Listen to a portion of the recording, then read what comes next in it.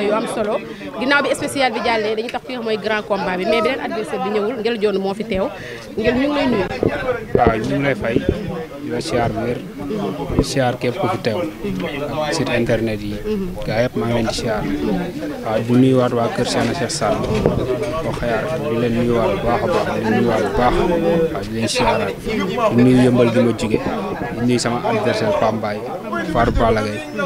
di leen siyaar bu wér ñu gis ne Pambaay ñëwul muy sa adversaire ngeen war a bëri grand combat bi Fatou Balla Gaye yaakaar naa ne bu leen taxawalee taxawal na lu am doole bu gis tey sa adversaire ñëwul. waaw man loolu moom xaw ma dara parce que xaw ma lu ko téye mais yàlla na ko jàmm téye incha allah ba jour ba ñu ñëw jaarale ko comme fi mu jaarale ay morom incha allah waaw coow li jeex. lan ngay xaar ci bu ñëwee jour la. li may xaar ci moom du dara waaw pour man moom mooy xaar ci man lu rëy te incha allahu rabbi bu ñëwee fii na daan neexee yàlla waaw. lim ñëwul moo tax wala say waxu bopp la. non sans lim ñëwul sax mais ñun moom ku ñu xam nañ ñun mooy loolu yàlla baax na en tout cas yàlla na ko jàmm suñu borom téye waaw yàlla na ko jàmm ngay bëree grand combat le jour le 24 incha allahu rabbi Fatou Balla Gaye yaakaar naa ne moom jigéen la bëgg na mobilisation bu am doole na lan ngeen waaw ku ñu xam moom xam ne li nekk suñu ginnaaw yaatu na te jarul wax ju bari quoi ku ci nekk li nga xamante ni moom ngay indi fii waaw na nekk ci yow rek waaw te tamit nga xam sa bopp quoi pour man incha allahu rabbi bu ñu ñëwee fii ku ci teg sa bët balaa ma fay jigawaat di nga wax ci man mais xëy yàlla. yaa ngi waaj daal la 14. maa ngi waaj bu baax a baax ak samay mbokk waaw. nan nga fas yéene ñëwee. waaw ñëw rek ñëw ak ni ma daan ñëwee incha allahu rabbi jaarale ko fi ma doon jaarale ak morom incha allah. waaw est-ce que ñëw ngaa jaar sa adversaire Pambaay. bu taxawee dëggal boppam duñu yàgg. bu neexee yàlla bu soobee yàlla bu taxawee dëggal boppam duñu yàgg fi ma jaarale ay morom laa ko jaarale. kii maa ngi moom amaana duñ ay adversaire sax mais xam nga rek moom moo ci topp jox ma ngal ba combat bi taxaw mais maa ngi moom yàlla xam na ne ku xam sama parcours xam ne maa ngi moom duñ ay adversaire wallaahi ku bëreeg Rambo fii waaye di loo ko bëreeg Rouge Danger waaye di loo ko xam nga ne Pambaay du sa adversaire. mais adversaire yi bokkul. mais yàlla baax na daal nañ bàyyi lépp ci loxo yàlla ba jour ba daal yàlla suñu borom bañ kaa tënk comme tey jii ni mu bañ ñëwee yàlla suñu borom bañ koo tënk ba mu ñëw fii incha allah bu ñëwee daanu bu neexee yàlla. lan nga koy wax. waaw dara amul dara lu ma koy wax. waaw di ko ñaanal yàlla suñu borom jàmm rek. waaw ba jour làmb jo mu ñëw incha allah daanu. est-ce que daanu dina yomb. bu soobee yàlla di daanu. day yow. ñàkk a ñëw koy la ñuy xalaat mais ñëw moom ko defee daanu bu soobee yàlla waaw. ayca Nguel Dione moo wax loolu muy combat Fatou Balla Gaye grand combat la ñu war a bëre moom ak Pambaay le 14 décembre incha allah ñu taxawal ki nga xamante ne mooy promotrice bi muy Fatou Balla Gaye yaakaar naa ni Fatou Balla Gaye xale la révélation la te wax dëgg yàlla li amateur di soxla mi ngi leen koy jox Fatou nga taxawal combat bu mag Nguel Dione ak Pambaay muy grand combat jour le 14 décembre incha allah naka nga def ba taxawal. waaw comme dañuy nuyoowaat bu baax a baax ak lu làmb di sant yàlla bu baax a baax julli ci yonent bi sant suñu ñaari waajur fedeli suñu cofeel ci Serigne Babacar Sy di wax ne ren dañu ñëw ak takkusaanu banlieue bu ñu waxee takkusaanu banlieue kon xam nañu banlieue bi war nañoo mën a wuy si moo tax ñu jël ay mbëru banlieue bi boole leen ñu boole tamit muy Ngal Kokki ak Pambaay am nañ ci moom yaakaar mu dem tamit Bandi Jamus Petit Baye Fall tamit am nañ ci moom yaakaar muy 10 combats yi ñu monté yëpp ku ci nekk rek am na loo def ci làmb bañ war mën laa tëggal combat ànd ci ak sama staff ku nekk xam na ni jigéen mënul mais ma ànd ak ay góor yoo xamante ni boobu ba léegi nag sonn ñu taayiwuñu ñi ngi jàpp bu baax a baax liggéey ak jigéen yomb di nga ko woo muy nelaw di nga ko woo doo ko jot mais découragé wuñ benn yoon ñoom moom fu ma toll dama leen di sant di leen gërëm tax maa ngi leen téye ci naaj bi nii ñu bàyyi seen liggéey ñëw laay Dakar série Kumba Ñang di woo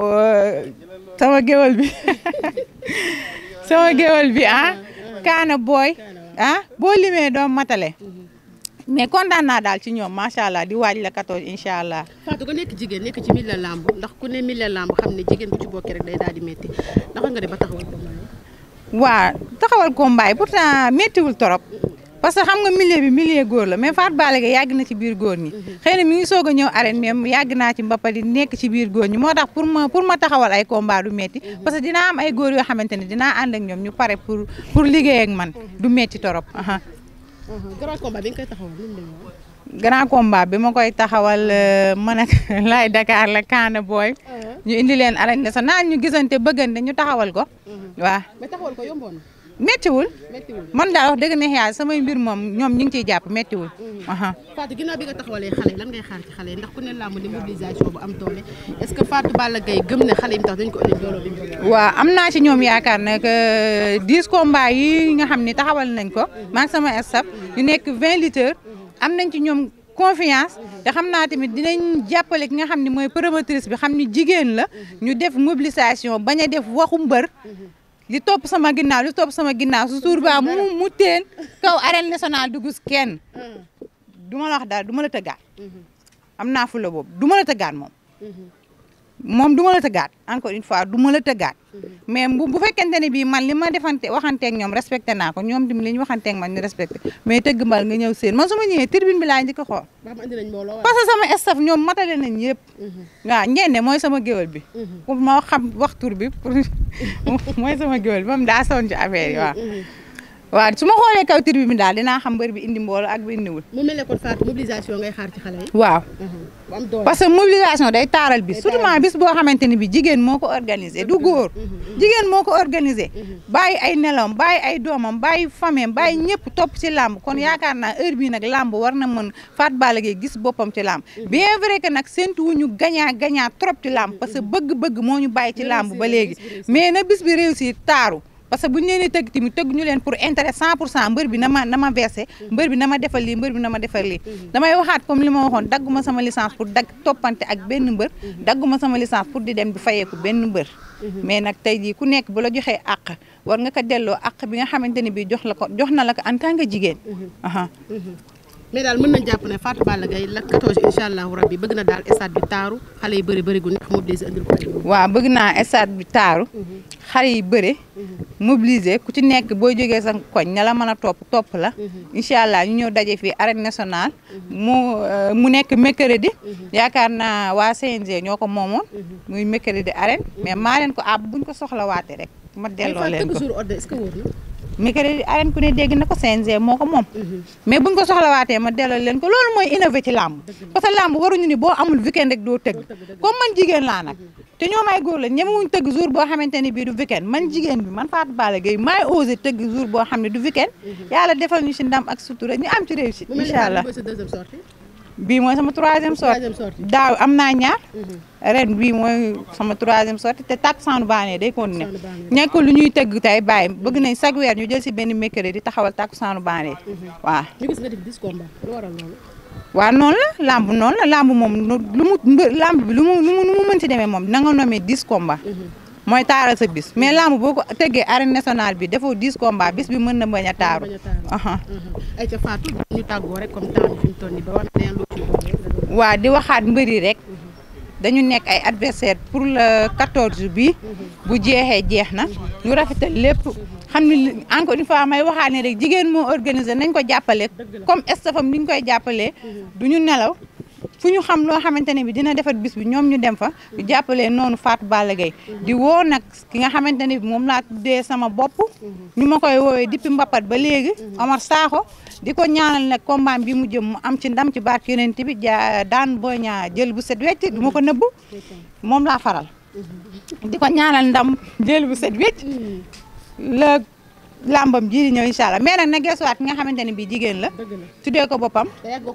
te yàgg naa koo topp mu ñëw di jàpp ci samay bis ma mën a am sponsor di gërëmaat sama staff Laye Dakar Séri Koumba Niang ak Kaana Boy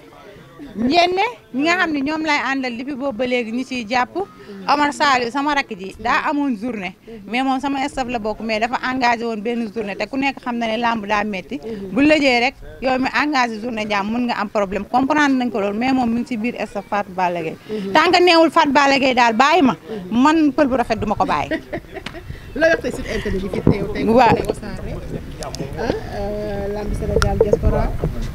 waaw di kontaan ci su ko defee su ma limee si di mën naa kii mais Sénégal diaspora moom ni mention spéciale ñoom suba ba léegi ñu ngi fi taxaw ngir benn jigéen Fatou Balla Gaye yeneen sites yi su ma tuddee tur bi mën na bañ a normal mais kontaan naa ci képp koo xamante ne bi ñëw nga jàpp ci lii ndax lii boo ko defee promotion promotrice bi la dina tax ñi ko xamul woon xam ko ñi nga xam ne yëguñu woon journée bi dinañ ko yëg kon ñoom dama leen di sant di leen gërëm bu baax a baax di leen woo tamit la 14 incha allah mercredi ñu ñëw xam ni góor ñi ñemewuñu tëgg jour bu dul weekend Fatou Balla Gaye jigéen moo osé tëgg jour boo xam ne du weekend maa ngi leen di tijjil porte yi pour ñoom ñu mën ko ñeme li tax ñu mën ko ñeme mooy mbëri ñooy wane li tax ñu leen di mën di tëgg jour bu dul weekend parce que leaders yi bëri nañ te promoteurs yi bëriwuñ promotrices yi bëriwuñ sandaa ñëpp ay àndaw taaliba Serigne Babacar Sy bëggee naa la bu baax a baax bees bu tudd top 3 mbëri yaakaar naa ne nañ jéem a fexe